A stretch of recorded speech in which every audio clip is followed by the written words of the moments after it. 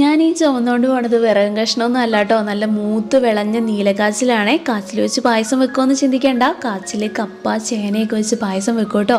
കാച്ചിൽ നന്നായിട്ട് ചെത്തി വൃത്തിയാക്കിയെടുത്ത് ചെറിയ കഷ്ണങ്ങളായിട്ട് നമുക്ക് മുറിച്ചും കൂടി എടുക്കാം.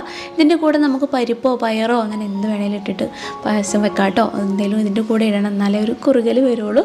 അപ്പോൾ കുറച്ച് ചെറുപയർ പരിപ്പ് എടുത്തിട്ടുണ്ട്, നന്നായിട്ട് വറുത്തെടുക്കുവാണ്. വറുത്ത് ഒന്ന് വേവിക്കാനായിട്ടും കൂടെ വെക്കുന്നുണ്ട് കേട്ടോ. പകുതി വേവാകുമ്പോഴത്തേക്ക് നമുക്ക് അതിലോട്ട് കാച്ചിൽ മുറിച്ചതും കൂടെ ഇടാം കേട്ടോ. നന്നായിട്ട് വേവിച്ചൊന്ന് ഉടച്ചെടുക്കണം. അതിലോട്ട് ശർക്കര പാനിയും കൂടെ ചേർക്കുന്നുണ്ട്.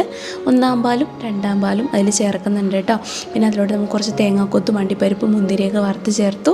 കുഞ്ഞങ്കൻവാടിയിൽ നിന്ന് വന്നപ്പോഴത്തേക്ക് പായസം ആയിട്ടുണ്ടായിരുന്നു കേട്ടോ. ഒരു ഇലയിൽ കുറച്ച് നമ്മുടെ പായസവും പപ്പടവും പഴവും കൂടെ ഒന്ന് എല്ലാം കൂടെ മിക്സ് ചെയ്തിട്ട് കഴിക്കാനായിട്ട് പോകട്ടോ. നല്ല അടിപൊളിയായിട്ടുള്ള ടേസ്റ്റ് ഉണ്ട് കേട്ടോ. നമുക്ക് മധുരത്തിനനുസരിച്ച് മധുരം ചേർത്താൽ മതി. കുഞ്ഞിനും കഴിക്കാനായിട്ട് കൊടുത്ത് കുഞ്ഞും കഴിച്ചു, ഞാനും കഴിച്ചിട്ടുണ്ടായിരുന്നു കേട്ടോ. നല്ല അടിപൊളി സംഭവമാണേ.